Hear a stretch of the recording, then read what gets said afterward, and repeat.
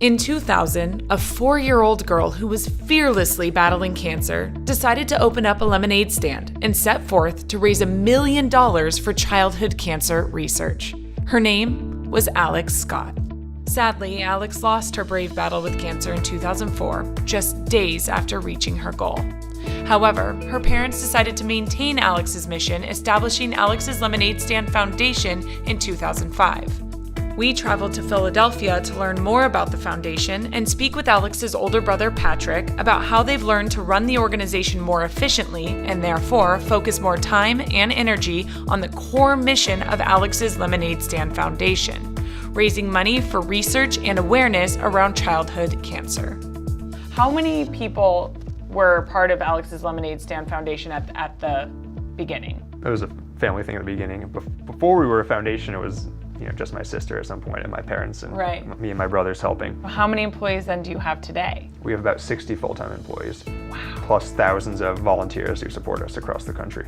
No business finds success, of course, without some challenges. What challenges have you faced here at Alex's Lemonade Stand? I think one of the big challenges is that if you think about it, in 10 years, scaling up to the scope of the things we do is a pretty dramatic time to add so many different services and programs and all that, and also to add so many customers, to go from having no customers to having hundreds and hundreds of thousands of customers. Yeah.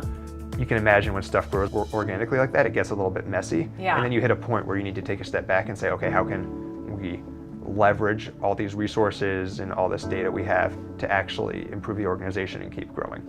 Obviously, picking a software to help manage all of these assets, it's not just picking a software for a business, it's picking a software that's incredibly close to your family's heart. Why do you think you went with NetSuite specifically?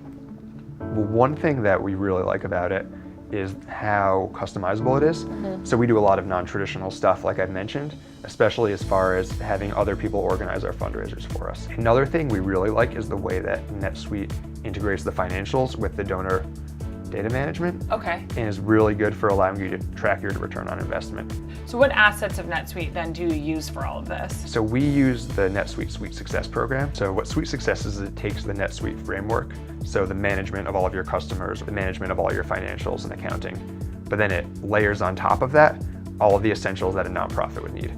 How has NetSuite helped you here at Alex's Lemonade Stand work more efficiently? To start, it saves a lot of needless time searching through huge amounts of lists of, say, constituents or transactions, because the way that it's set up, we can easily search through our entire system. It allows people to spend time on giving back and on raising money for cancer research. The NetSuite team has been incredibly supportive. They've been really helpful in either helping us set up the special customizations we need or at least directing us what we need to do. What advice would you give entrepreneurs like Alex who are looking to start a nonprofit or a foundation of their own?